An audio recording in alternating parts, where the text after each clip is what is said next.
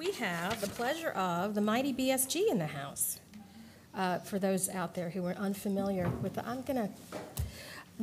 mighty BSG, that is our business services group, and they'll be presenting key performance indicators. So we'll have Dr. Ann Bonatatabas, Mr. Ray Barnes, Mr. Cliff Cornwell, Mr. Michael Dorr, Mrs. Paula Lawton, Mrs. Leslie Pellegrino, and Mr. Fred Punteriero. And you know what? This was not a board report that was on a future agenda item request. This is a volunteer report, and they even asked to be moved up. We were going to do this in June, and they begged to be able to come here in May because they wanted the whole team to be here together. They've been doing a lot of incredible stuff. I am so disappointed that Commissioner Shreve is not here to see this because it's all about performance indicators and measuring our progress and being accountable. So yeah, and I'm excited. Can't wait. Thank you guys all for being here yes, this evening. Thank you. Do you have any extra T-shirts? Extra T-shirts. I read the presentation, and I'm highly excited to hear your presentation as well. So. Well, thank you. We are absolutely thrilled to be here this evening. So good evening, President Schaefer, Vice President Growth, board members, and Dr. Alban. The Business Services Group, or as we like to refer to ourselves, the mighty BSG, is very excited to talk to you this evening about our key performance indicators and how we use key performance indicators to be stewards in support of student achievement. One of the things that we have to realize about stewardship is that stewardship is just not about the numbers and the fiscal reporting, because the reason why we do what we do is for students, and that's where our accountability really lies, and that's the most important part of our stewardship. Remember that we're a very diverse group of 6 different divisions and lots of different departments within those, and each one of us plays a very important role in student achievement for Frederick County Public Schools. All of the conversations that we have within the Business Services Group are grounded in 4 core values: customer service, collaboration and teamwork, professionalism, and relationships. And when these core values are part of the fiber of what we do every day, it helps us when we're visioning for the future, when we're trying to problem solve issues, or when we're just performing analysis of our day-to-day activities. For us, we believe that our students come first in terms of customers, but we also know that we serve a wide array of constituents within the broader community, and we're very proud to have the relationships that we do with many who are out there. We believe that it's important to be transparent, and we hear the word transparent often. And if you think about transparency, think about maybe one of the most favorite gifts you've ever gotten. It could be a toy, it could be a piece of clothing, and it could be wrapped in nice, pretty colored cellophane. Cellophane is transparent. You can see it, but you can't really touch it or experience it. When you're window shopping, you see the clothing on the mannequin. Is it going to look that good on you? Maybe you see that piece of athletic equipment. Is it going to give you the abs that you want? You know, that's transparency. That's being able to see it, but can you really believe it? And within the BSG, we believe that it's important to move beyond being transparent. We want to be tangible. Because when we're tangible, it means that people are just not seeing what we're doing at face value. They're actually experiencing what we do. And when people experience what we do, we are able to build trust and recognition of those we serve.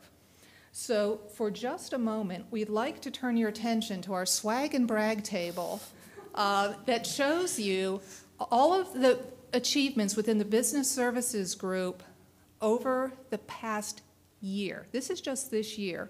These are local, state, national, and international pieces of recognition.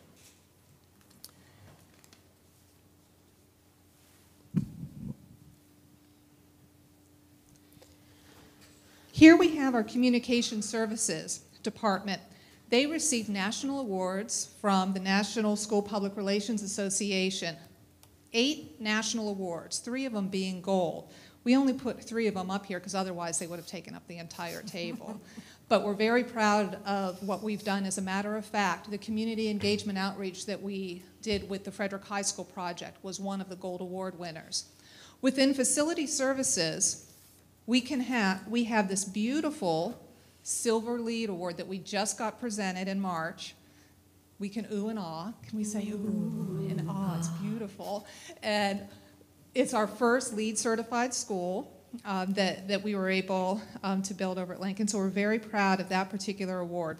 Also within our facilities department, we were recognized in School Planning Management magazine most recently because we made good use of the governor's security grants for schools. And as many of you are aware, we've begun installing vestibules, secure vestibules in our schools. And our project manager for that, Brad Ahalt, was interviewed for this Industry and Trade magazine, and a picture of the New Brunswick High vestibule was showcased in that magazine. So we're very proud of that. Within fiscal services, we have awards over here related to the CAFRA for our financial reporting, and also with the Governors Association financial reporting as well. And with these awards, these are gold standard and excellent certificates that are very, very difficult to achieve. Not only has our Fiscal Services Department achieved these awards, they've done so 5 and 6 years consecutively, which is a really phenomenal achievement that we're very proud of. Also, we have, scrolling on the monitor in front of us, 2 different videos. One of them is of our Food Nutrition Services leader, Judith Gordon.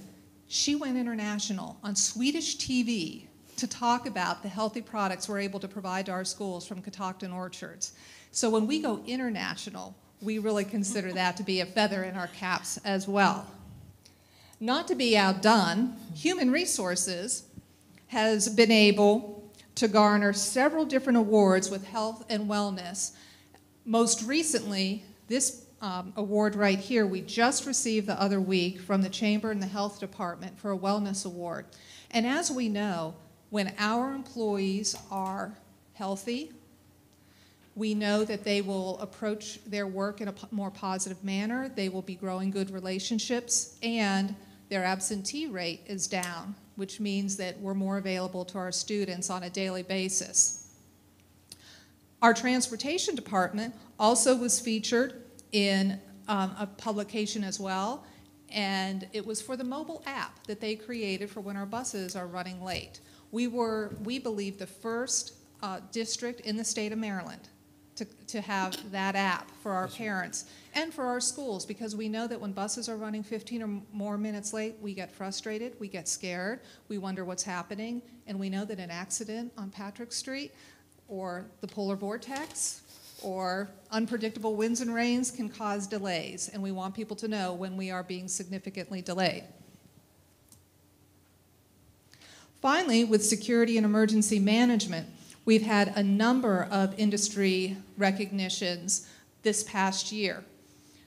In the Security Management magazine, just this past March, we were recognized along with Fairfax County Schools as being lead organizations with how we provide cross-organizational communication and collaboration in the security work that we do. And that's really important, that we work together with security, facilities, fiscal services, and our school-based staff to create the safest schools possible. Also within the American School Board Journal this year, I was able to highlight the training that we did with our administrators, where our administrators became FEMA certified in incident command. That was significant, and again, we're one of the first districts in the nation to really ask all of our administrators to go through that training and get that certification. Also in Security Magazine, we were named, the Security 500 magazine, FCPS was named in the top 500 nationally of all the different types of industries of the type of security it offers. And within the education category, K through 12, FCPS was 11th in the nation for the security that we provide in our schools for students. And finally, with our screen over here, Cliff Cornwell went international a couple weeks ago. He was on the British version of CNN, and it's called Sky TV News. And he was able to highlight, again, the kinds of precautions we put in place to make our schools safe, and again, the emphasis on relationships, that sometimes it's not all of the fancy gadgets or metal detectors that's really going to prevent things. Those relationships really were highlighted. And since he went international like that, we're referring to him as Sir Clifton Cornwell, and we may invite you to when we dub him as Knight. That'll be coming up.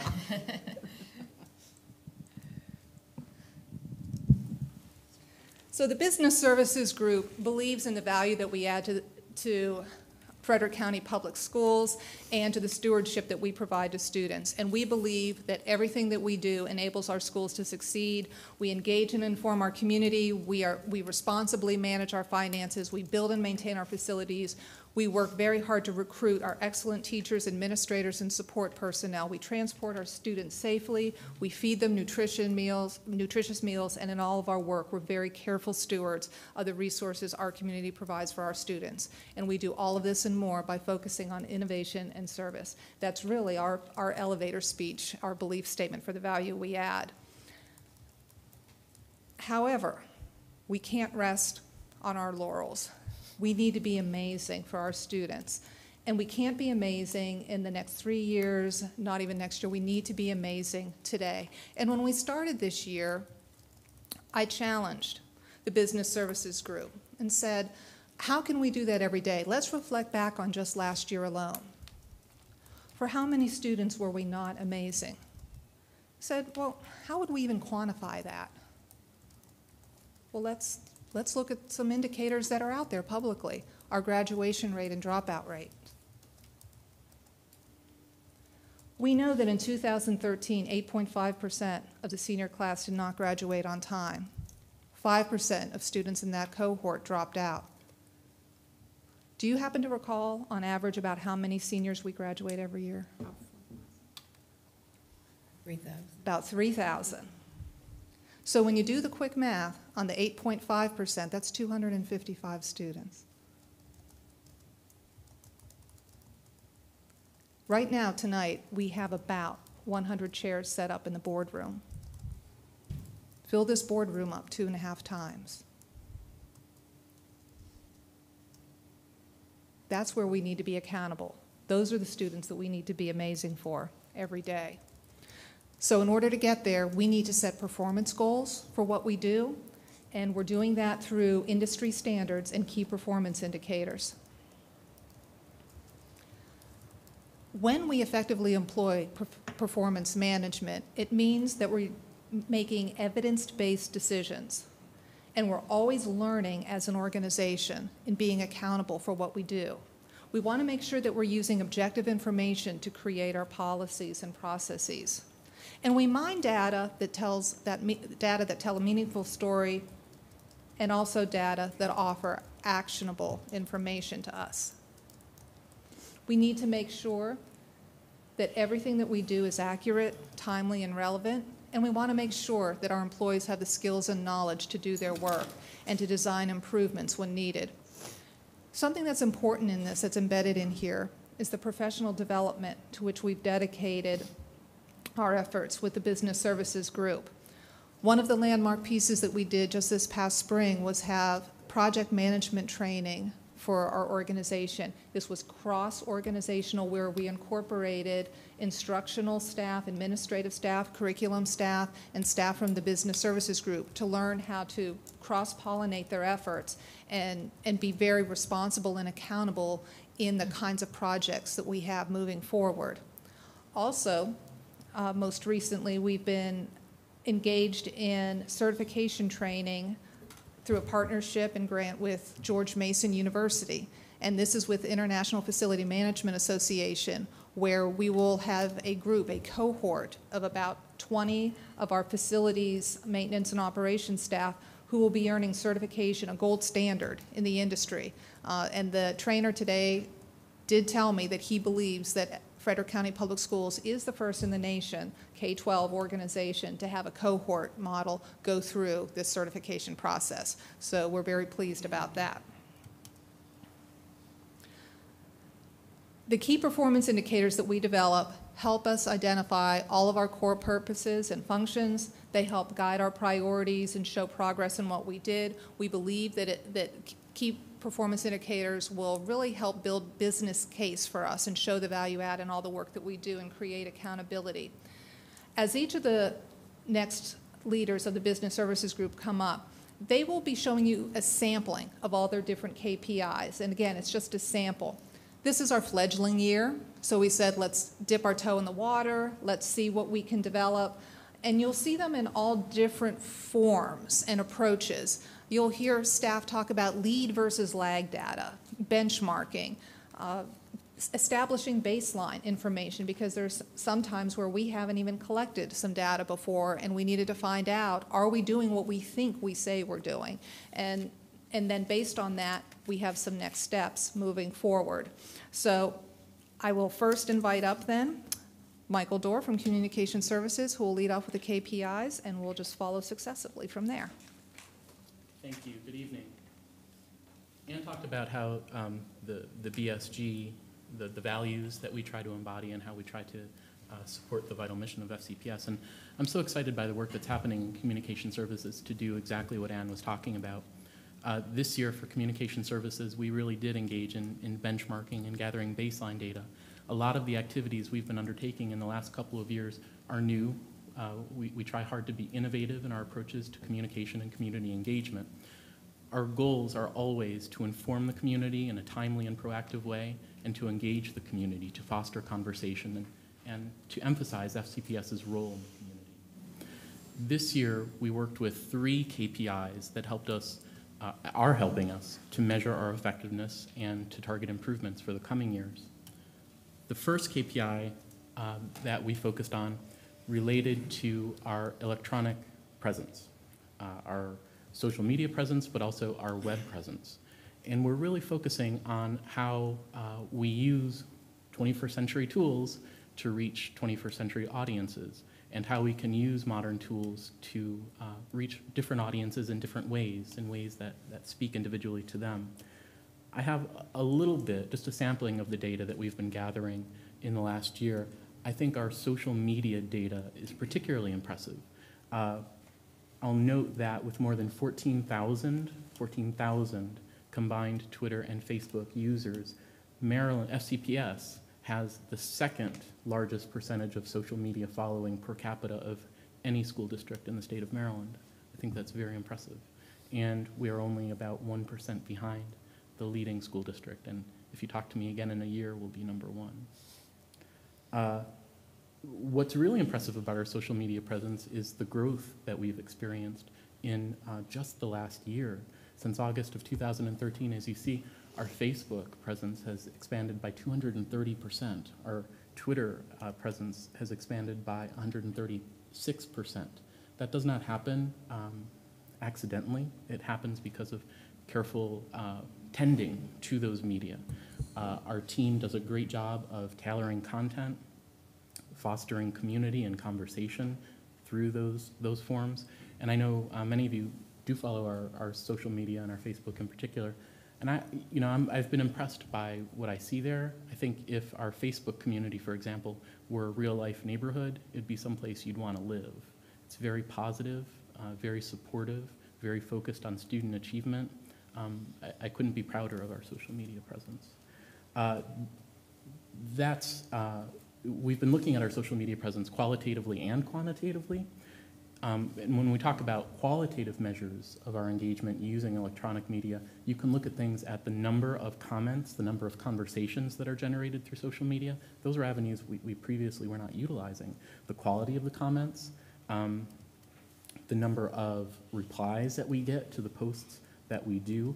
And I noted that the most engaging sorts of posts that we have on our social media relate to student and teacher stories about student achievement especially, schedule changes and weather, of course, and BOE decisions are very closely followed.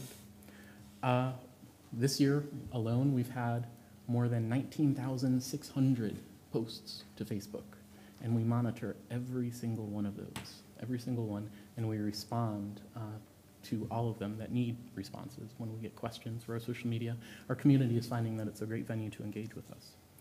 I'll also note really quickly, although I didn't highlight on this slide, we're also looking at our web presence.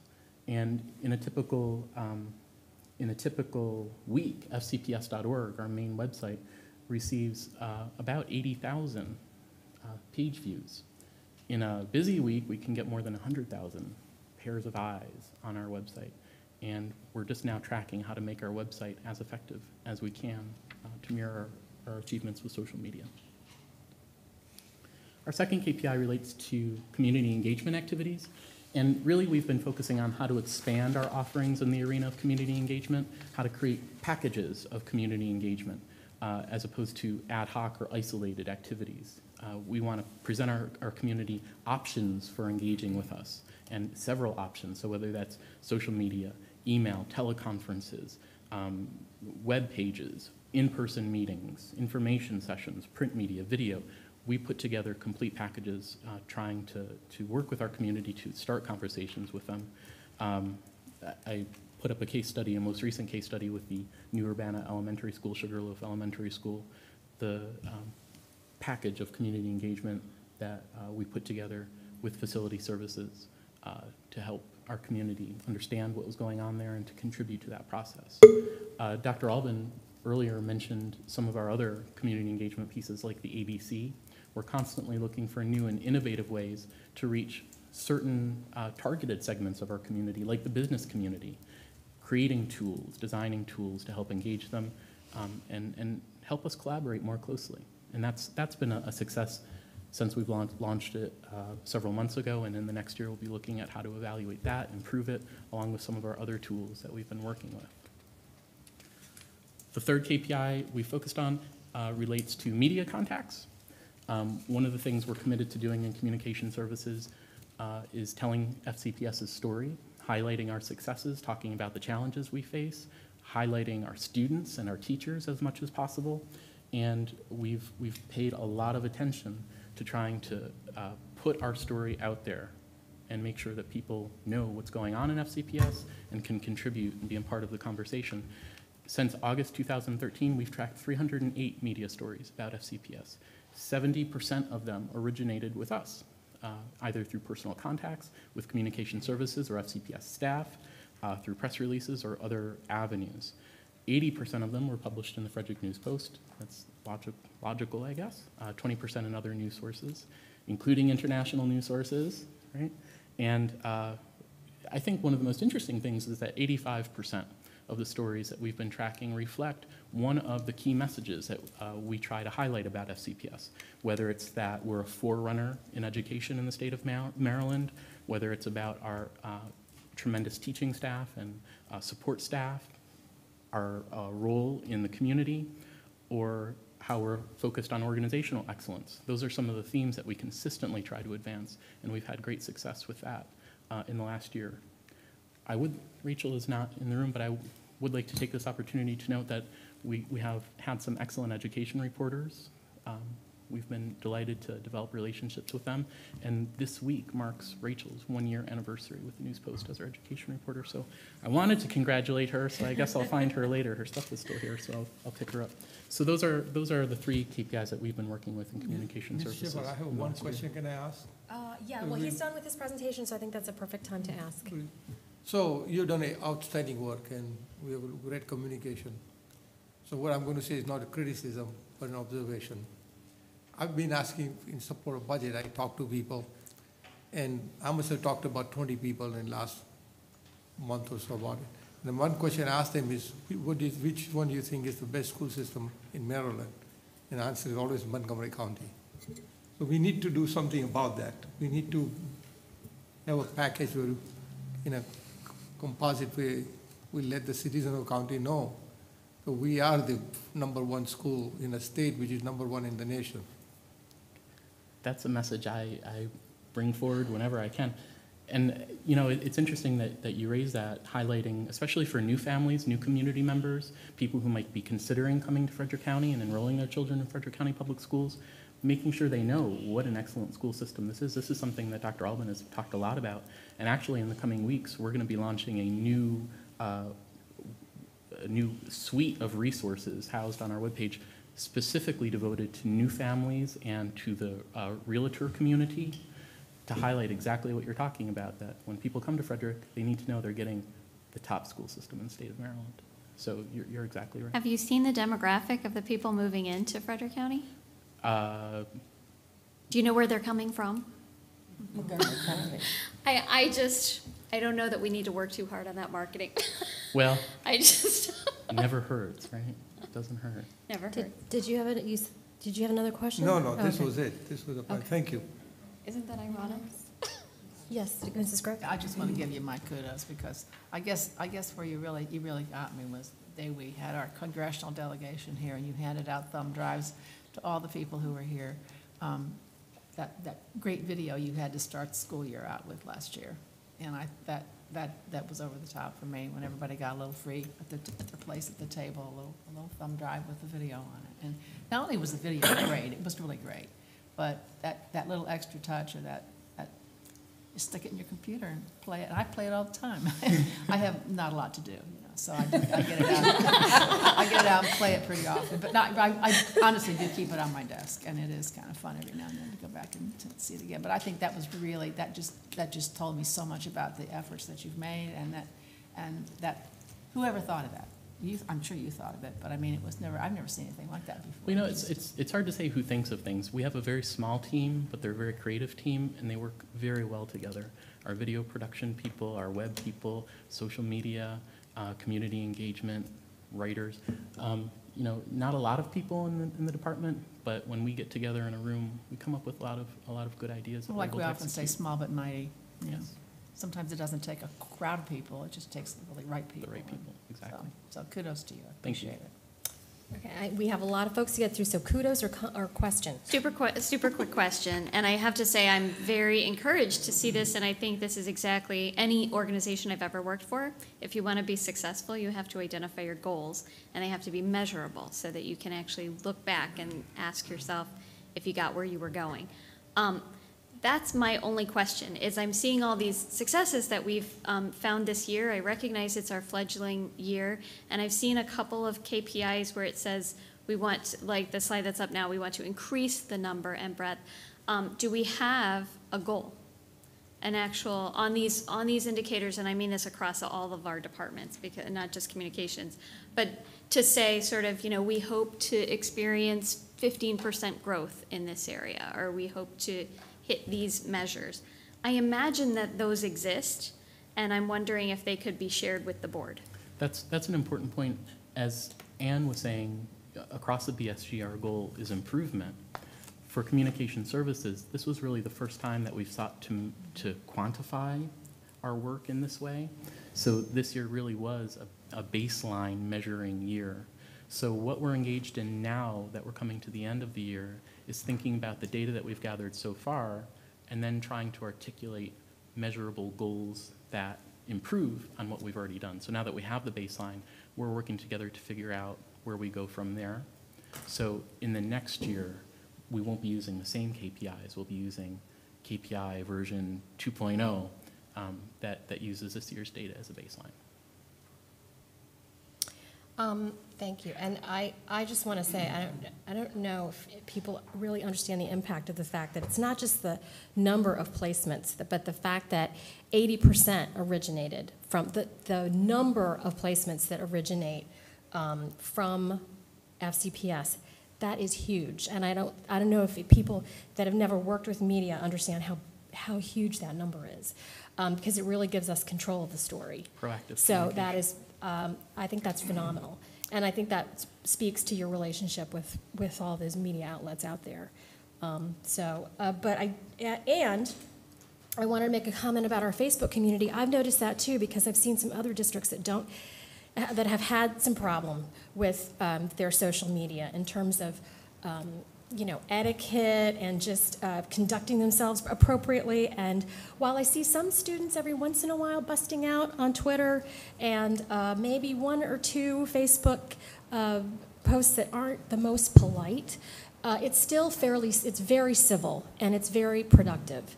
So I really appreciate your efforts on that part, and just creating that environment, I think, front loads that So that's easier to maintain.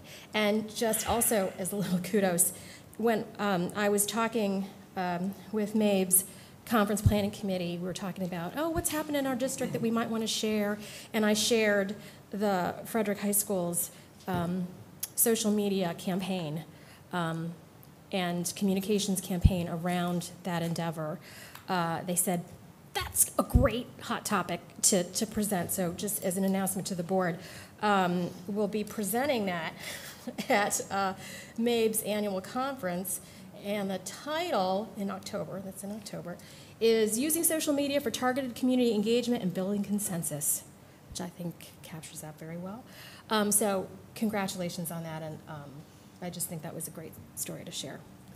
And I just have to say that 3 years ago, while the board did not give us a measurable goal, they made it very clear that they wanted us to begin to tell our story and to see the negativity that was in the media turn positive. And I just want to add my thanks to Michael and his team for all of their efforts in creating pretty tough baseline data to move forward from. And sometimes when you're the trailblazer, people are going to be benchmarking against you. So thank you, Michael, for all you've done. Thank you.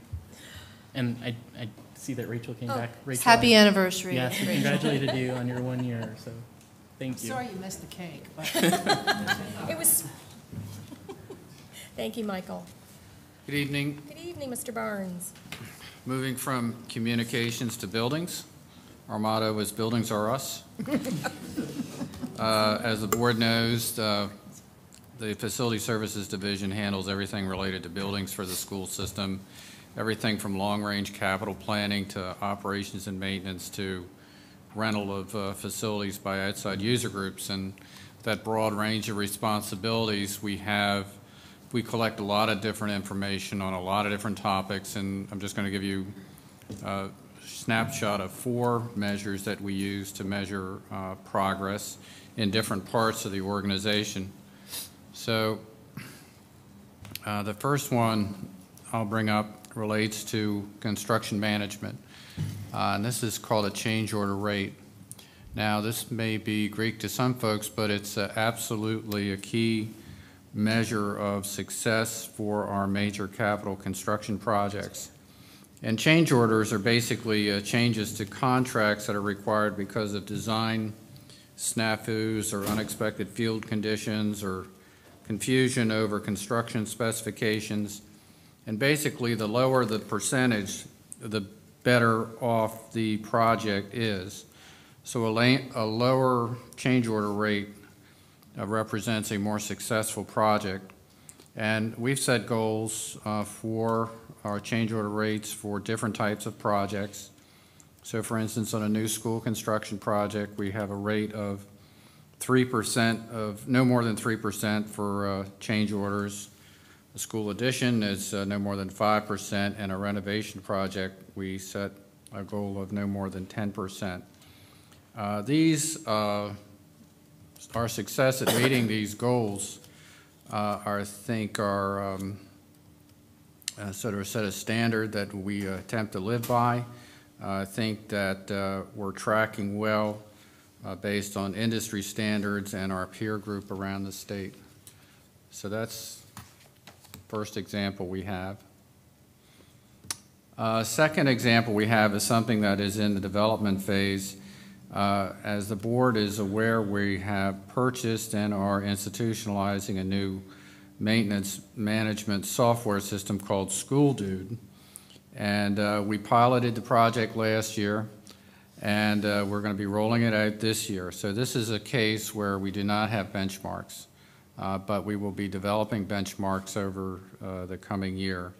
And we have great hopes and expectations that the software is going to allow us to because it's going to provide us with a number of performance indicators, things like the response times for work orders and the backlog of major system replacement needs, manpower needs and manpower available, different types of jobs. So we're looking forward to next year when we can report some data on this particular subject. We do a lot of customer satisfaction surveys in the Facility Services Division. We do customer satisfaction surveys for custodial services, for maintenance services.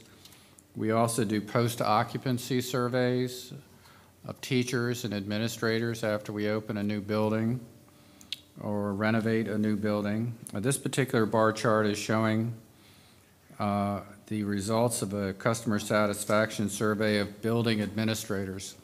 So we poll all the school principals and assistant principals across the system and ask for, how are we doing on different types of topics, and this relates to custodial services. And our goal is that 75% of our customers will rate our custodial services either very good or superior. And as you can see over time, we've been able to push the bar up so that the most recent one we did this year had it at 85%. So we've met the goal. So now we're going to have to go back and maybe tighten things up and think of a different goal than we've been using for a while, because we're getting better over time and we need to think about ways to enhance our operation to get even better. And my last one deals with conservation of energy. We measure energy use in a lot of different ways, but for the purposes of setting goals, we use a kBTU per square foot measure. kBTUs stand thousands of British thermal units per square foot. And this basically measures the power needed to operate the system on a per square foot basis. And we use 2011 as the base year for the measures connected with this particular KPI. And since 2011, we've been able to reduce energy use on a per square foot basis by about 10%. Now, this is a significant drop, but it's not as far as we need to go. We've met our goal that we set 3 years ago, but we need to do even better, because obviously sharing energy, saving energy means saving money, and of course that helps the system in many other ways. So we're going to take another look at the goal that we had 3 years ago, since we've met that, and look at what our next generation goal should be for this particular KPI, and we'll be doing that for the coming year. That's all I have. Any questions? Yeah. I'm just amazed at the you have to continue to lower your bar on the energy consumption. It just amazes me how you've been able to do this, and I just want to say thank you to you, and I know there are a lot of people who work on this, but so now you're going to have to lower it yet again? Yeah, we've learned a lot in the last 3 years about how we can get the biggest bang for the buck in terms of reducing energy use. And what we've learned in summary is that the best way to reduce energy is to reduce the run times of the major pieces of equipment that operate the building. So keeping a tight control on operating your boiler and chiller and air handling units, and making sure they're not running any longer than they absolutely have to. It's keeping a very close tabs on exactly what the optimum is. Keeping track, yes. And making sure that it stays as close to optimum as possible. Right. So we're learning that that's the path we have to take, and so we're sort of continually refining our approach to doing that more and more effectively. Are you going to be going to a computerized system where you can monitor at any given? Remember, we've talked about this before, about the ways you can monitor the entire system and see where the use right. Since 2011, we've been able to centrally control temperature in about 14 buildings right now, and we're hopeful that within the next couple of years that number will go up to 20. And so a more centralized system of controlling temperature and humidity in the building through controlling the operation of these major pieces of equipment that require a lot of power is going to be the pathway to reducing energy in the future. And when you, just a second, and when you have, No, he's just I was getting my getting her attention. attention. Go ahead. I'm sorry. When you have a new school come online, Mhm. is that automatically added to that? Yes, it's Okay. automatically integrated into the system that we can control at the central office in terms of turning it on and off. We have 14 schools where we can hit a switch now at the central office and it'll go immediately into what we call snow mode, which is sort of taking it offline from an occupancy standpoint and sort of reducing the need for the equipment to operate and heat up the building It's and just so an forth. amazing use of technology for that. And so I guess this coming year, you're going to go from wherever the line is now, you're going to lower that 10%. Yeah, we'll have to more. go, we'll have to, again, the measurement is on a energy use on a per square foot basis. So we want to go below the number we have there. This is the entire system? Okay. That's the entire system added together and averaged, and so. Well, that's fabulous. I'm just continually impressed by that, so thank you. Mr. Young?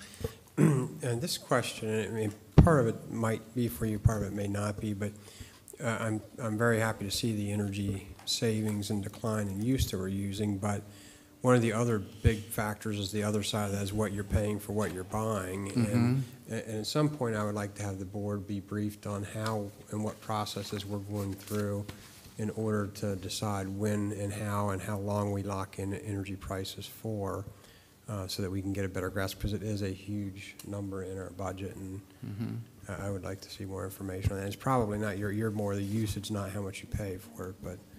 Well, it's our group that participates along with the purchasing department in a cooperative group with the county government and FCC. We work cooperatively to determine when to purchase power on block. We have a consultant on board that gives us advice as to when the best time to lock in is and so forth.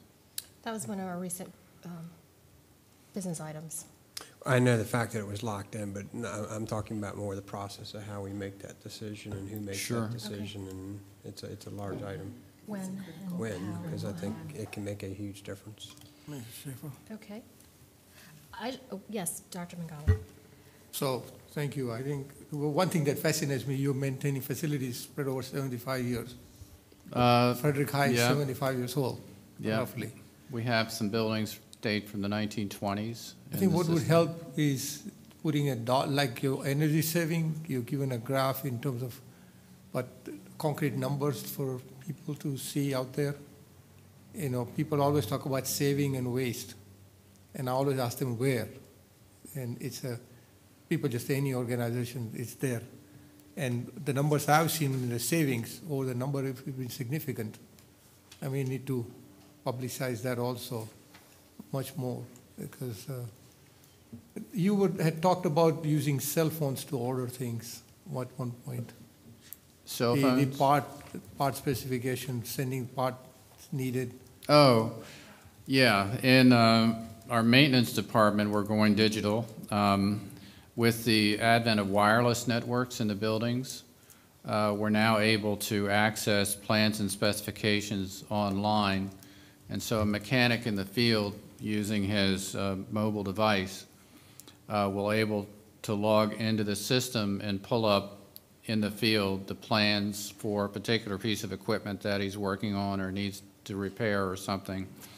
And that's a lot easier and time-saving than having to go back to the shop and look up the paper plans and use those. The other thing is that he can, through the internet, order parts right there while he's standing in the field. Again, without having to go back and use his phone, he can go talk directly to a vendor to order this particular piece of part for this particular piece of equipment that he's been able to call up on his device that he has in the field. And that was all enabled through the introduction of wireless networks in the school buildings. So it saves money and also brings great efficiency. Things get done faster. Saves a lot of time for the staff, a lot of travel time to and from the shop. I had a question about your change order number, which speaks very well of how well you must be dotting your I's and crossing your Ts before that process even starts for these kind of numbers. But is this a percentage of the total budget? Is that what this change order It's a percentage is? percentage of the construction contract amount. So Okay. at the beginning, you bid the project and you award the contract to a contractor, and the number of change orders that come about as throughout the project based on that construction contract is what that percentage is. Right. Okay. It's not measured against the total project budget. It's measured against the construction cost of the project. Gotcha. I think that's standard industry practice. Thank you very much, Ray. You're welcome.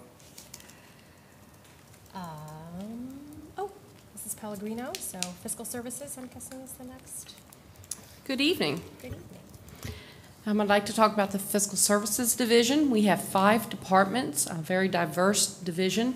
We have the Accounting Department, the Combined Budget and Finance Department, our Food and Nutrition Services area, our Purchasing Department, and our warehouse. The first KPI I'd like to discuss is that of our Purchasing Department, and it's the indicator on how efficiently we are processing our requisitions through our procurement system. Our end users out in the field, in the departments and in the schools, input requisitions into our PeopleSoft system. They then go to their approver, either their department head or their principal, for approval before they come into the purchasing office.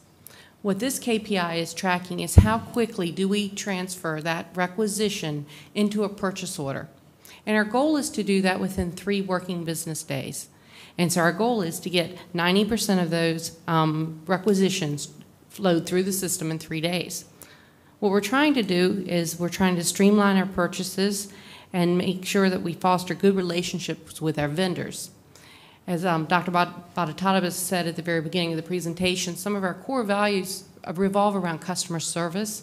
We want to provide a customer service to our end users to make sure that we're getting their requisitions through the system quickly. And we're also looking about building relationships with our end users and our schools and our departments, but also building great relationships with our vendors so that we do not hold up orders and goods and services. So this KPI helps us track that. And we track that on a monthly basis. This year, we've made every month, we've hit the goal. April was close. We were at 90% in April. And so when we have a month like that, we look into why. And that's what's really nice about KPIs. It makes you look at to why is your data coming out that way. And what this was one requisition that we had that we came into the system. We had to hold for waiting for the vendor to give us a certificate of insurance, and unfortunately that held up the process. But it's very interesting what KPIs give you. It gives you that data to help in the research of your transactions. So one held you up that much? It helped us for several weeks, which took the numbers up. Yeah. Right out of the water. Yeah. The next KPI I'd like to go over is also a purchasing KPI, and it has to do with the tracking of the errors that come in on requisitions. And again, when a requisition comes into the purchasing office, there are times, unfortunately, where it has to be denied back to the end users for certain reasons. And there are reasons such as errors such as they're missing a pertinent attachment. They are not putting the bid or quotation number on the requisition. They're failing to indicate if the purchase is for a sensitive asset or a capital asset. And so these things are tracked. We have a way now in PeopleSoft where when we deny a requisition, our purchasing buyers can indicate what the reasoning is. And what we're doing with this data is we're using this data, and I'll give you a little graphic there. We're using this data to help us put together our training for this summer in-service meeting. Each summer we gather with our secretaries from both the central office and the schools, and we try to provide training to help them. And again, customer service is big for us. We want to help our end users and bring in have those requisitions get into the system and flow as quickly as possible, because that means our schools and our departments are going to get their products or their services in a timely fashion. And the third KPI I'd like to talk about is from our warehouse operations, and that has to do with our annual inventory turn. And this is the ratio of the number of times we turn or sell our inventory in 1 year. And we've researched in industry standards, it's 4 times per year. What inventory turnover shows is it helps us optimize our inventory size, which with a warehouse space, you want to optimize the amount of space you're putting inventory in, and it also minimizes the amount of money you have tied up in your inventory. Our warehouse has exceeded its goal for FY 2012. It also almost exceeded it in the second year, 2013, and this year we're on track to exceed that or to meet our goal for this year. This KPI is viewed in unison with another KPI we keep track of, and that is our order fill rate. And what that is what is their ability to fill the orders that come in from our schools and our departments. And you want to be able to fill your orders efficiently, but you don't want to have too much inventory in stock. So these two go hand in hand, and we're keeping track of those to make sure that we're optimizing our investments in our inventory as much as possible. Any questions? And we have many more in fiscal services. I picked 3, but we have a very diverse group. Any questions? Could you share with me, is it too sensitive, or could you share with me what a sensitive asset is? Oh, sure. We have 2 kinds of assets in our system. We have capital assets, which is anything over $5,000, so a single object that costs over $5,000. But we also have sensitive assets, and those are items that cost over $300, but are, as we should say, mobile and has a little bit of a black market involved. So they can be easily stolen, or they're at least attractive for theft. And those are things like laptops, tablets, things of the sorts like that. So we have a list of those, and our end users know what those are, and they have to indicate that, because what we do is we tag those assets to make sure that we can keep track of that. And each year we do an annual inventory of all of our sensitive and capital assets so that we make sure we know where our assets are staying. Can you track them, actually track them? We're getting into that. We have bought the barcodes, so we're working on getting that equipment in place so that hopefully it will be easier on our schools. They can walk around and hopefully use a barcode wand to do their inventory each year. But we're working, it's not there yet. Mrs. Cusmano? So with the inventory that we have now, this is just the possessor of the object sort of checks off that they still are in possession of the object? We have a person assigned at each location that is like their fixed asset or their sensitive asset person, and they're responsible for going out and verifying that the asset's there. We also periodically send out a team from our office, and we do 2 kinds of checks. We'll take and look at the list, and we'll pick a few items, and we'll tell them, please go find those for us, or take us and show us where those items are, or vice versa. We walk around the school, find an object, and find a tag, and see if it's on their list. So we do periodic inventories like that. And are your performance indicators going to change year to year as well? Just like all the departments, we look at them each year. The first one I mentioned to you, which was the requisition rate that we're approving requisitions. We've been hitting that benchmark pretty consistently, so we're not, do we need to continue to track that? I think we're very efficient now at that. We may look at it, is there another KPI within the purchasing department we want to track for next year, or another goal we want to reach for next year? So, and as those are identified, those KPIs for the coming year, will they be shared with the board? I'm not sure exactly how we're going to communicate that. I know we communicate that to Dr. Bertanabas and our whole group as a whole, so I'm sure she would somehow communicate that with the board or through the superintendent. If the board wants to see them, we're happy to share. Any other questions? Nope. Thank Great. you very much. Thank you. Leslie.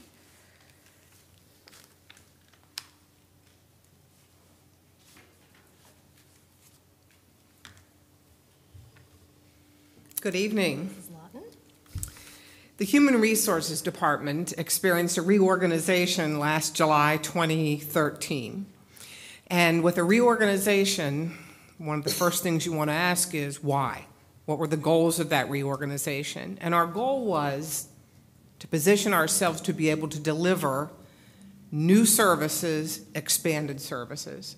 Our focus was on the life cycle of an employee, from the time we meet them to the time we thank them for their service with us.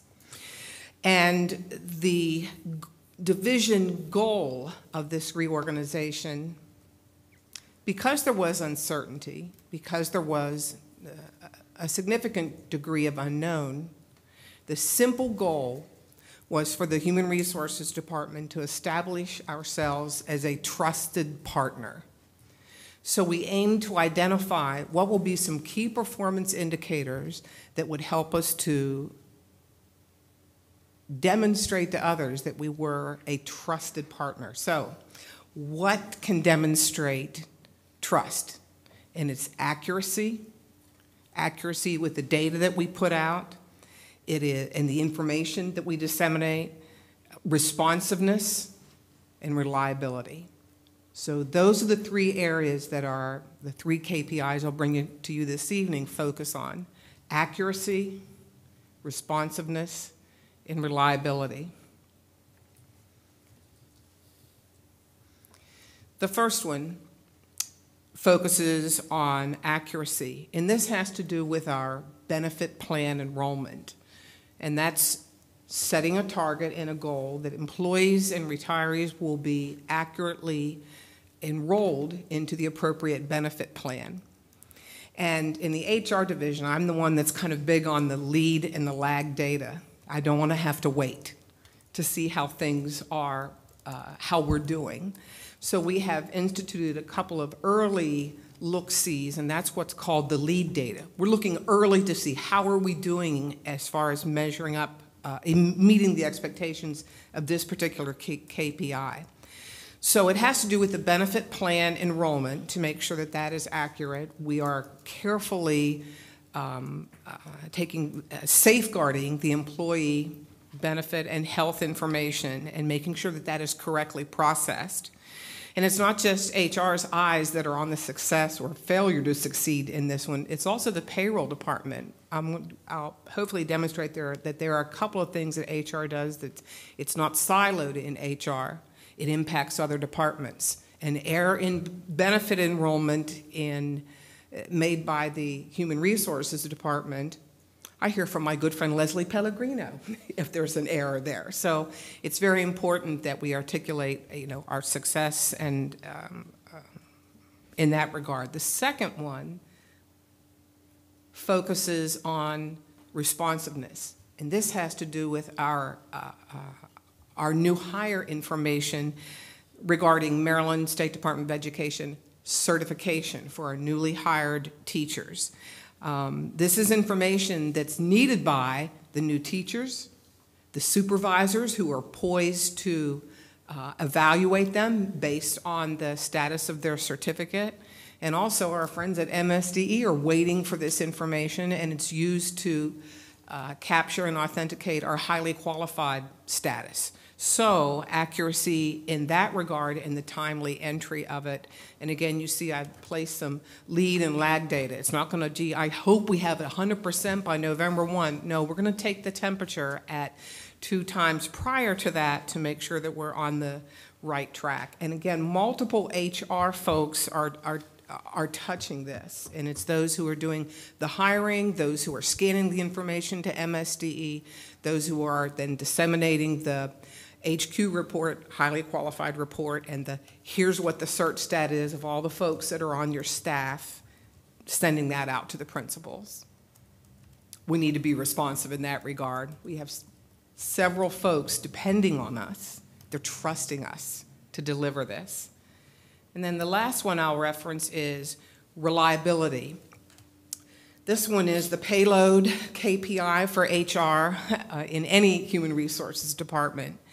And that is where employee actual performance matches their anticipated performance.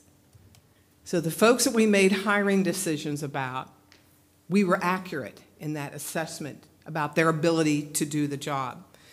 HR provides that initial application review. So the quality of our vetting, and it's vetted further on down the line, but the quality of our vetting of the applications is very important. This particular indicator challenges everybody along the track who's saying, yes, this is a qualified candidate. Yes, this person will be a great third grade teacher. Yes, this person has all the skills, knowledge, and experience to do the job. So we'll measure that by the results of tenure. during year 1, 2, and 3 of a certificated employee's time with us, at the end of each of those years, one can make a decision about whether or not they are eligible for tenure. So again, we have some lead and lag data there. Our non-tenured folks are evaluated through official evaluations during the first semester. So we'll have an indication along the way there about if they're poised. I am planning for success, but anticipating the opportunity for growth as far as the KPIs go.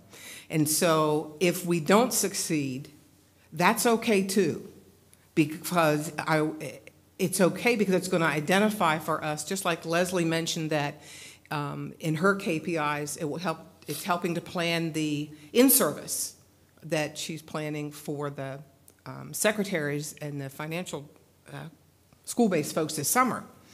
So if HR fails to meet some of these, what it will do is identify for me where training is needed for the HR folks who are involved in it, or where more documentation is needed to capture processes, or where process improvements can be made.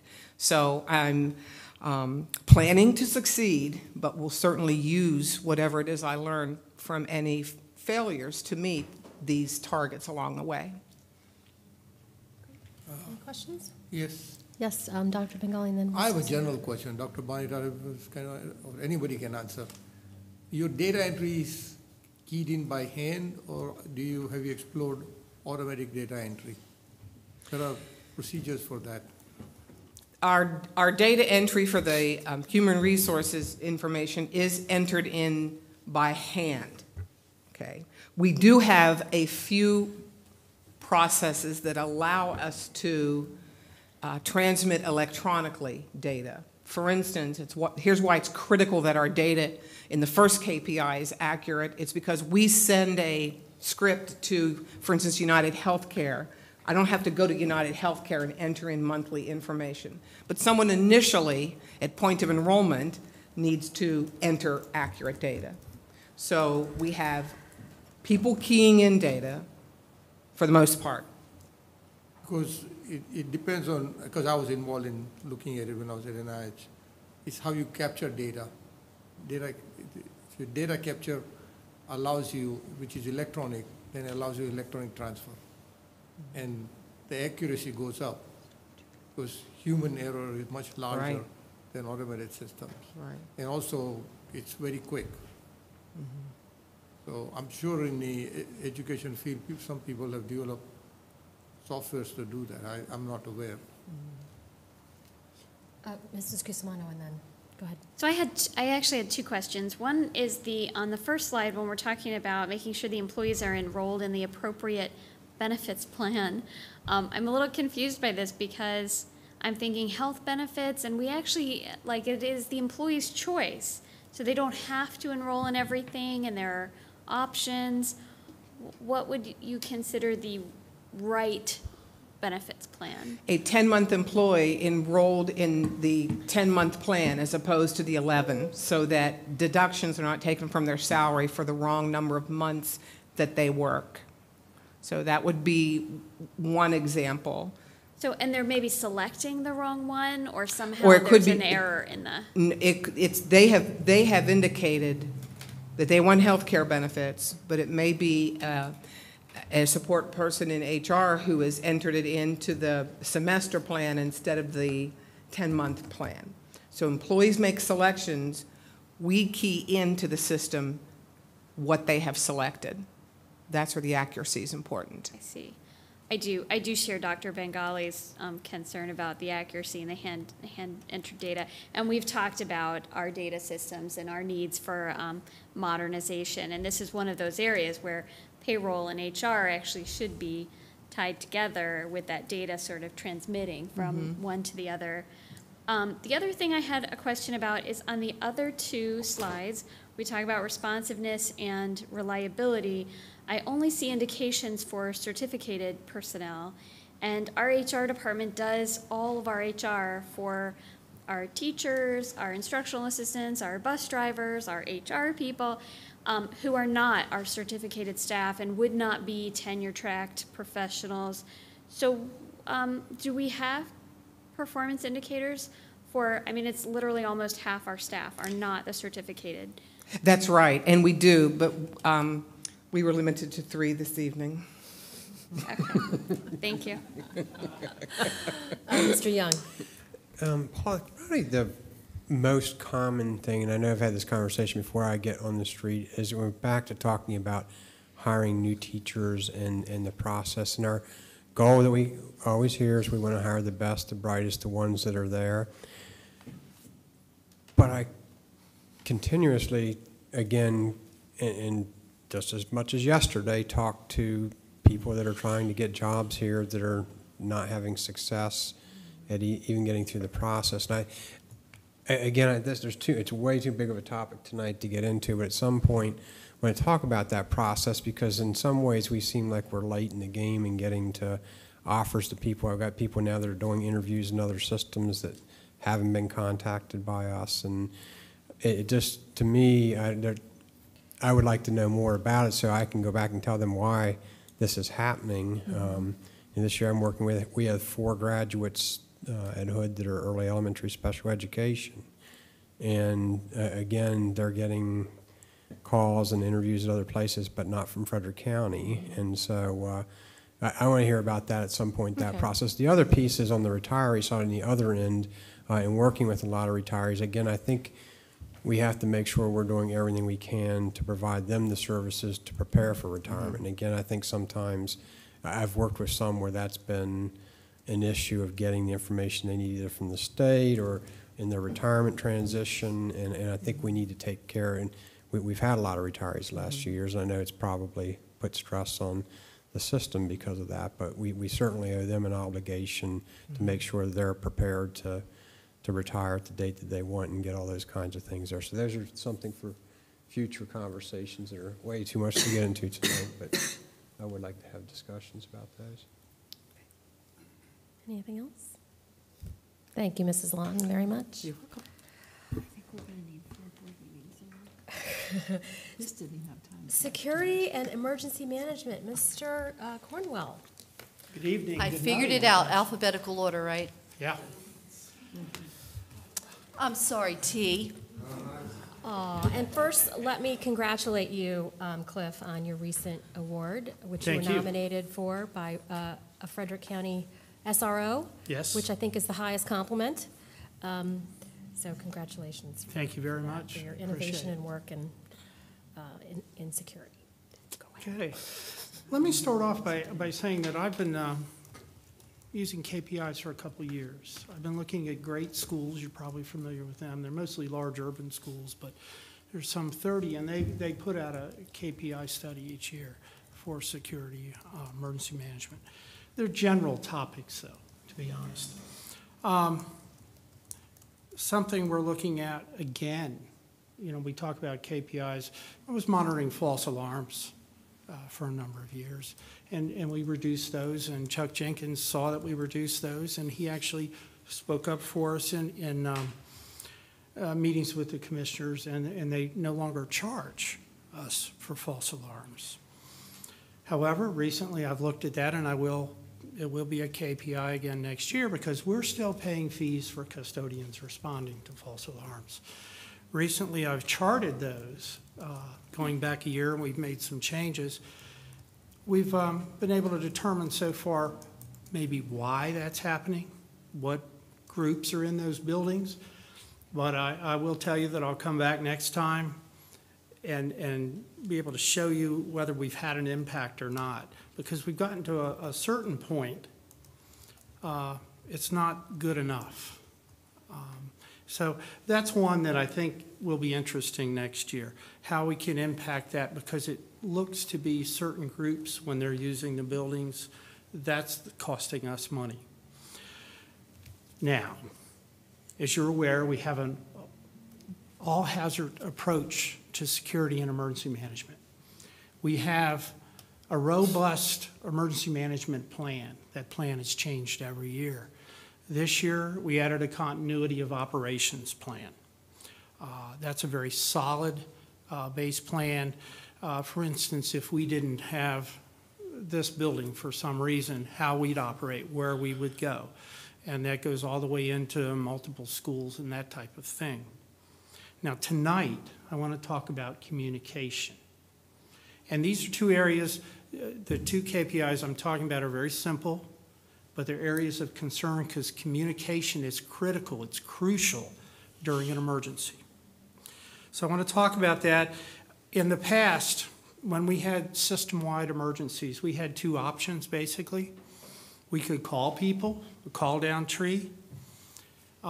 You'd have maybe 3, 4 individuals trying to call 60, 70 locations. It took minutes. You had to rely on if somebody asked a question on the phone, the person that got the call first, that school, they got it in a timely manner. But the ones on the other end, they might be 5, 6, 7 minutes down the line. That's not good enough. We use emails, mass notification, tornado warnings. I don't know if you've been in my office. We monitor the radar. We work with the National Weather Service, some experimental programs. We put them out right away. But do we know they got that? Sure, we can track email, but during an emergency, I don't have time to go down that list. So we partnered with the County Emergency Preparedness Department on a mitigation funding grant.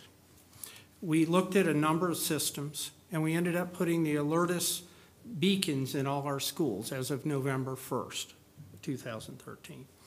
I'll be honest with you, I set our goal originally at a minute, thinking that was great because that's so much lower than what we had in the past.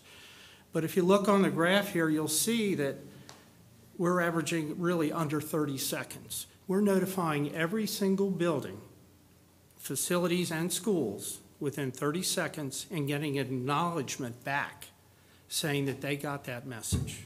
That's really critical, and it's a very stable system. I'll tell you that at this point in time, we also do weather alerts automatically from there.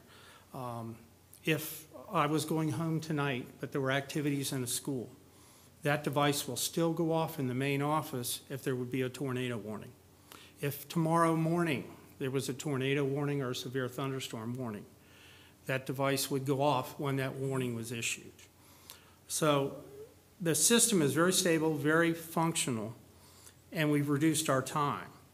And that's been a concern over the last couple of years, something that really concerned me. I will tell you that our next phase, this is an expandable system. We're in for a grant now with the county. The county is actually putting these beacons in their facilities. We're going, I call it an emergency button. I don't really like the word panic, but it's an emergency button that'll go in each school that will allow someone just to simply hit that button, or there is one that individuals may not see, and it will notify us immediately. It can notify various sources. It can notify people in the building immediately. So that'll be our next step with that. You want to say what the beacon is? It's a Alertus beacon. I wish it would have been loud tonight to bring one in. It's a yellow beacon that goes on the wall near the front office secretaries. It's about this size. Isn't there one out in the lobby? There's one in the lobby. There's a test one in my office. It has a shrill. We can adjust the tone because it does sit right behind the front office secretary in each school. We can send out standard messages, specific messages that we type. We can send it out to 1 school, 5 schools, the entire system. We can activate it from almost anywhere. So it's a very good system, and we've monitored it now since November. It's very stable. Is it battery powered? No, PoE generally as we go. Okay, you got to tell me what PO. Power over Ethernet. So that's how our wireless is powered in the schools. Wireless. And we back it up with the UPS. Interesting thing, Ann will tell you, when we've had power outages at schools, this device will stay up for an hour or so. I get notified, I get an email when it goes out. We've been utilizing that to tell what schools are without power. For instance, during some of our big storms, we were able to actually look at that and say, well, these 5 or 6 are out. And then we work with Ray and his folks on those situations. So but that still assumes that you have power somewhere because you're receiving the emails. Right. That's why I'm I have trying to get emergency it. power in my office here. I guess I'm glad to know that. Yeah. All the people, I guess I would know. My computers stay on, the lights go out, but other than that, I'm pretty good. I want to go over this next one with you. You think back to 9/11, you think back to the earthquake. Email, desktop, cell phones, they don't work. Our two-way emergency radios, they're on the 800 megahertz network with the police, fire. We can talk to them. We practice talking to them when we drill.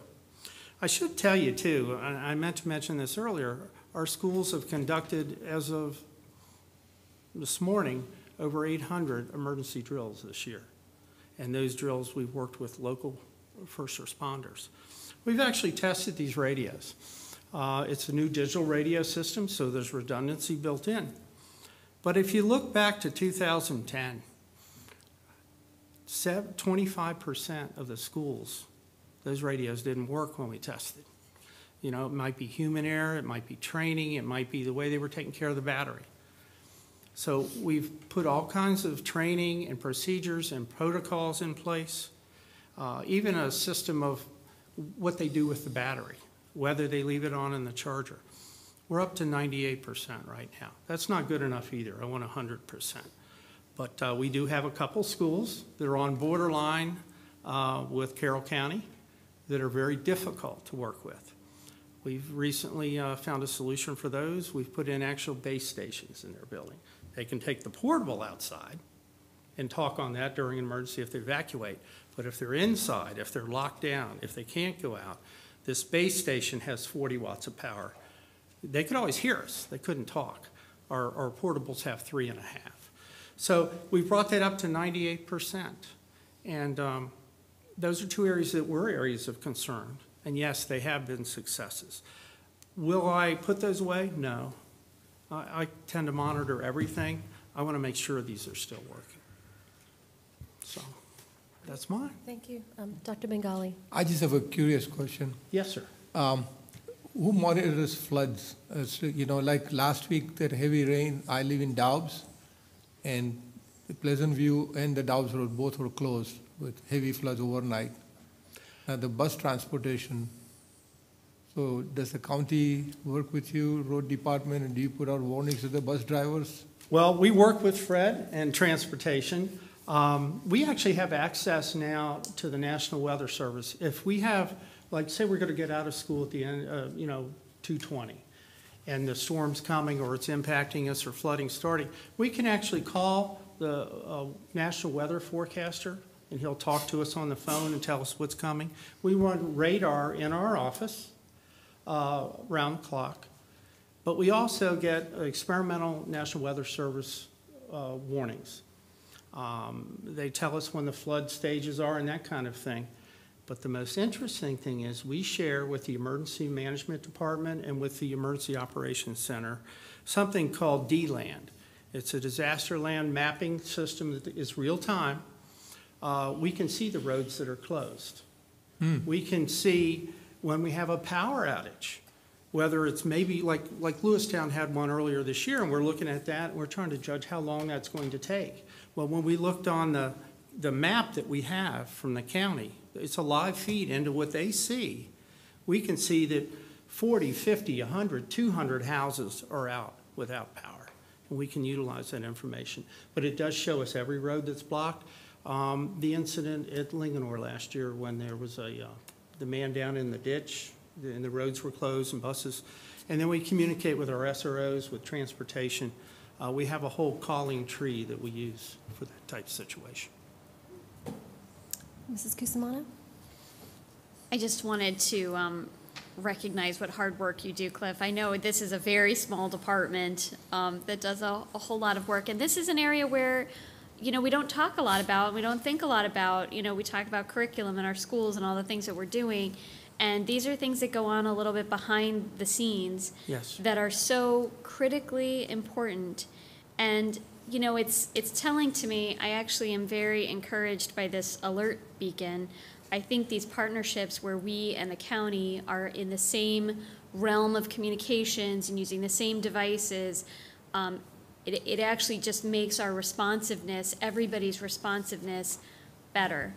And when events happen, like weather events or emergency events, it is truly seconds that count and make a big difference in terms of our ability to keep our students safe. And so the fact that we are partnering and using these new technologies, it's a benefit to our schools, it's a benefit to our students, and I know there's a lot of work and thought and research that's going into this, and I really appreciate that work. Thank you very much. I should tell you in parting that Seamus Mooney, Steve Cooper, and Emergency Management Department, they team up with us whenever we're looking for shelter areas with our schools. If we're looking at tornado areas, they actually go with us to the buildings. And that expertise is invaluable. Thank you very much, Cliff. Thank you. And now, not last but not least, transportation, Mr. Punteriero.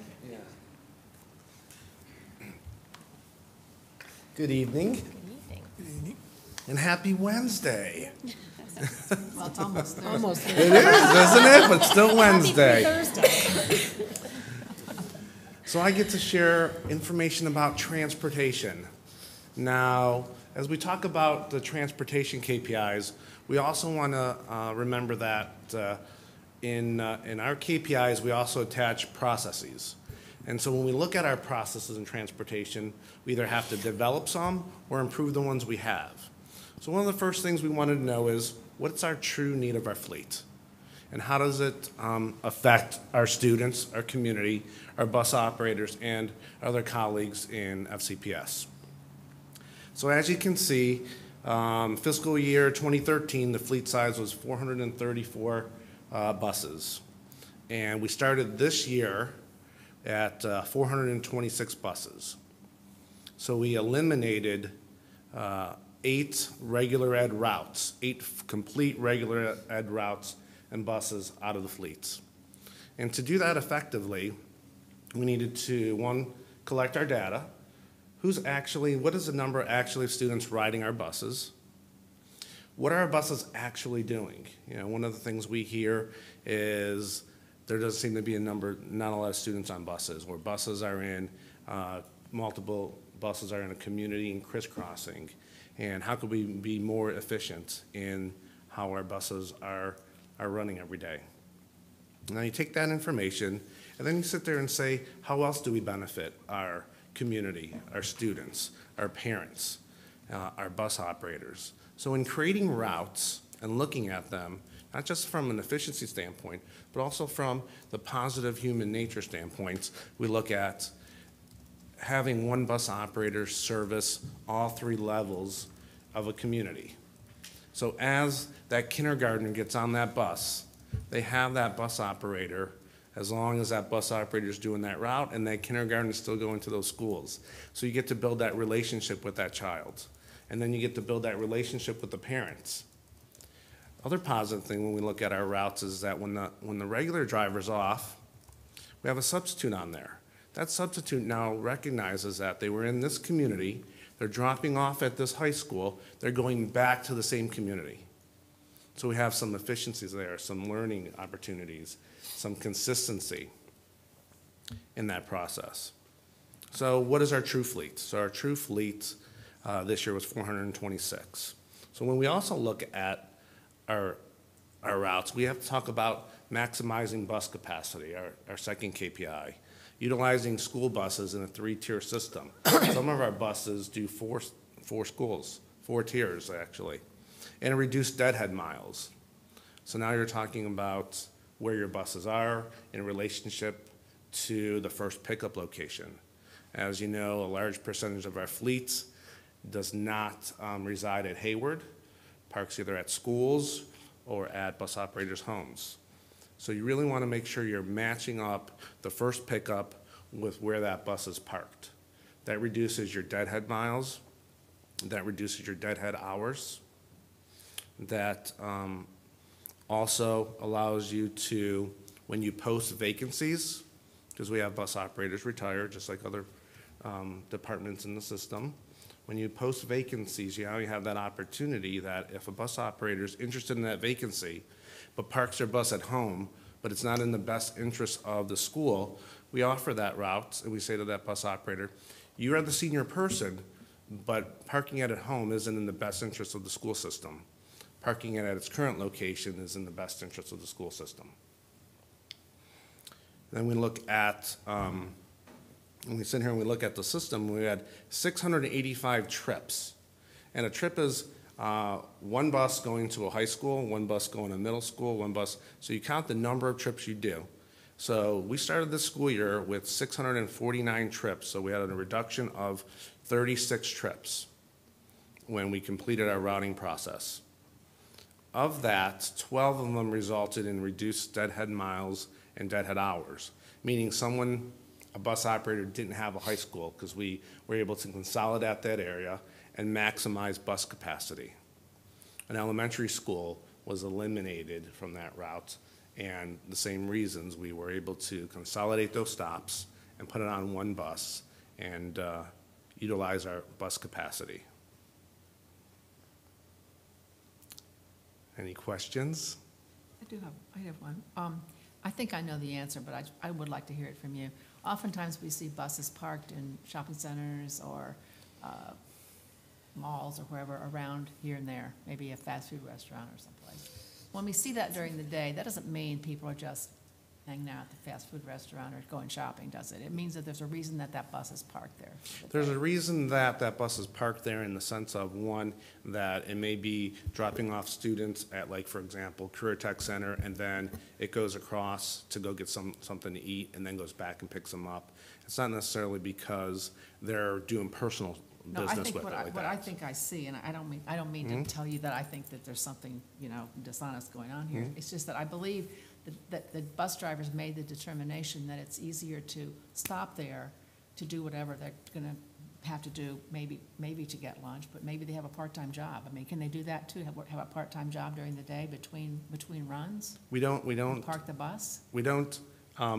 They don't take their buses to their secondary places. I see them parked in many places. I don't know that they're all field trips, but there must be a really good reason, because I sometimes see them in the same place over time, just because when I'm out and about, I see buses in certain places. But I just wondered if there was a real reason why they would be there for a time rather than maybe their car was parked there. Maybe it's more efficient if they leave the bus there and then go do their personal business and come back and get their bus for their run. I don't know, but it just seemed to me that maybe there was a logical explanation that was more than just people getting in between routes and not creating any additional deadhead miles or deadhead hours, but stopping. I mean, I just assumed that there was a legitimate reason for that. It was something that there was a real reason for that bus to be there when it was. And the other thing is, how do you work it out so that the bus gets the fuel they need when they need it, so they're not going to have to go someplace across the county to get gas if they get Well, that's one of the great things. We've partnered with Frederick County, and we have a nice synergy where our buses fuel at all their sites, plus our sites, which is at Linganore and at Hayward. Right. A perfect example of a great efficiency is the Campus Drive county site, where our Urbana buses fuel right at Urbana. We also have a station we use in Thurmont for all the Thurmont buses. And Montague is available in the city for all our buses. The only bus areas that fuel at stations still is in the Middletown and Brunswick area, since there are no county fuel sites there or school system site. Okay, so that's all worked out according to where the bus has to go at night and where it has to go in the morning, and the most efficient place to get the gas is based on the route that it has and the place that it spends the night, whether it's at the motor pool or at the person's house, correct? Well, they have to go to a fueling site. So if, for example, a bus that's parked in Liberty Town will go to Linganore. An Oakdale bus will normally go to Linganore. But that's all worked out? Yes. Where the most efficient place is to go for that person to get Yes. gas. And just so folks are clear out there, when you say they're fueling up at a gas station, they're not paying what I'm paying for gas, or they're paying the contracted price that we have. That's correct. Which is far lower. Yes, and when you look at the diesel price at the station, you can take 20 cents off that price. Okay, thank you. Ms. Guzmano. I really do appreciate your hard work in transportation. I think you're doing a great job, and these measures of efficiency are very helpful. I would just like to see some KPIs regarding our customer service arena. I have to say, on the school bus, the ride to and from school is one of those areas that parents worry so much about, and we occasionally have problems, but you know, in the coming year, I'd like to see sort of, you know, problems and resolution, responsiveness. I am hearing anecdotally from people in the community that our transportation department has improved greatly, and the responsiveness is doing very well. But I think it's always good to have a measure as well. I agree. We can always have the mighty BSG come back at some point and update us on some different KPIs that they weren't allowed to share with us this evening. Or it would have been Thursday. Well, thank you for providing us the time and opportunity and interest this evening to talk about the KPIs. We really believe that with performance management that we'll be able, as you heard tonight, to create many efficiencies and cost avoidance as well. And when we have cost avoidance, that allows us to have monies be dedicated and allocated to other areas. So many times we hear the term cost savings, and there can be a misperception that, well, if you save money, well, maybe the school system can reduce their budget overall by $20 million, even though you're getting more students. And while we have to be responsible stewards, it's important that when we're creating it within the BSG, our cost avoidance actually does help the rest of the organization, not only within our various departments, but also transfer over to instruction and administration of schools and to the actual classroom. So there are times where Fred has done such a great job creating savings. Leslie will go to him and say, guess what? I need $300,000 now to be able to help this in the classrooms, right, Fred? and he always says, hey, I'm willing to contribute to the cause. But that's what we do. When we hear that we have had a cost avoidance of $1 million in energy, and we know that we can predict that, now we can dedicate those funds to other places. And instead, we're not necessarily coming to the board and asking maybe for more positions or more funding for certain kinds of things, saying, boy, we need more tablets for maintenance because we've created some efficiencies and cost avoidance in-house, and now we're able to take care of ourselves. And that's making, I think, the most of the funds that we have and using them in a wise way. And I'm hoping that this evening you did hear from all of our business service group leaders those core values being exemplified of the customer service, the collaboration, the professionalism, and relationships, because that drives so much of what we do. You have given us some nice ideas for next steps, and I'd like to address Ms. Guzmano as well as what you've said about the importance of having SMART goals, which are very strategic and measurable, and they have that end target in mind. And so this year was, again, just that dipstick test. Let's introduce the concept. Let's create a safe environment for people to develop those and be honest with each other and start exploring their own work and how we're doing. And already the business services group leaders have said, let's set some higher bars. We need to set some different ones.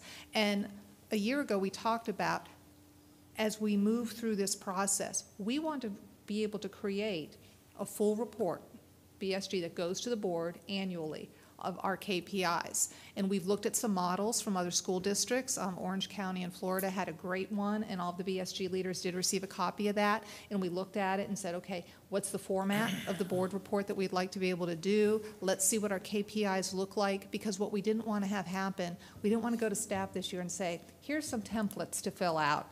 to look good in a report. We wanted this to grow just really organically from the staff up to see how they were feeling about it, how these KPIs would look, how some departments might have more qualitative as opposed to quantitative data, and how they might benchmark differently, and the differences between the baseline versus the trend data that some of the departments already had. So you can see that we're all in different places depending where we are organizationally, but we're looking forward to really putting that together in a really comprehensive manner for you. And any other suggestions that you have for us, we'd be very open to them. And ultimately, we're really looking forward to the new design of a strategic framework and the goals that will go with that, because the ideal would be that every one of our KPIs is aligned to a goal, an objective within that strategic framework and the master plan, and that's where we really want to be able to go, because then we know that we're measuring what's important to the board and to our community. Well, I appreciate you mentioning the strategic plan, so I don't have to mention that, but that's exactly where I was thinking. I want to just take this opportunity to thank, before I thank you guys, Dr. Alban, for creating the structure, first of all, a couple of years ago, where this kind of was allowed to happen, and to Anne for your vision and your work toward creating a culture that transcends all these different departments so that everybody's working together for a common goal. I really appreciate that. And I appreciate that vision and all of your hard work, and the fact that you really get down there and figure out what exactly everybody's job is so that you can figure out how that all works together.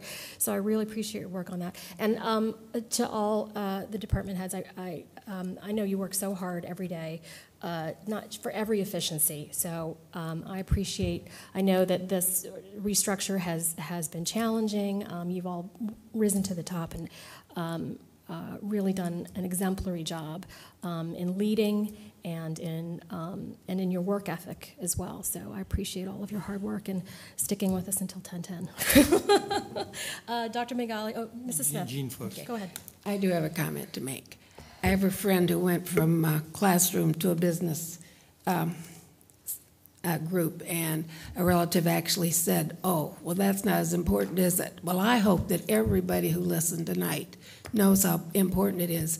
Maybe these people aren't seen by a student every day, but they touch each student each and every day.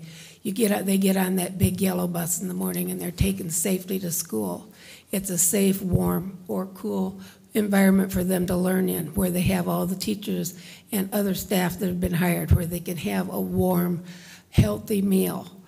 And it just goes on and on. We have our safety, we have our hiring, we have our communications, who is trying to get this story out, who's talking about you, who needs to be talking about you, because you're a big part of our school system. We have our finance, who gets us through, keeps us on budget. We have our facilities, who help build our schools, see that they're built well, that keep them in running order, that keep them dry, and all those things, and the people that keep them clean. And I want you to know how much I understand what all of you do, and I want to thank you for what you do each and every day. You keep our kids safe and warm and healthy, and it's wonderful. Thank you. Dr. Megali. Well, I want to thank you all, each one and every one of you, and also all the employees who work for you. Each one provides an important service, from the custodian to the teacher to the principal, everybody in school. And you're an unseen machinery here, behind the scene, and yet you form the platform on which the academic excellence stands. Without you all, the structure would become wobbly. So I can't thank you enough. And of course, we are much closer to you, so we see you, but public doesn't get to see you. So there's a great efficiency of personnel and operations, both, and both are being improved continually. So thank you very much. Oh, and Mrs. Groth wanted to say something. I just very quickly hope that you'll go tomorrow when you see your folks in your various places of work. Thank them for us. I know they'd be here if they could be. And it's odd how we. I'm always noticing custodians and other people who work in schools, because I think sometimes they're the really unsung heroes, but so are you. And so many of the places that you work, the students don't see.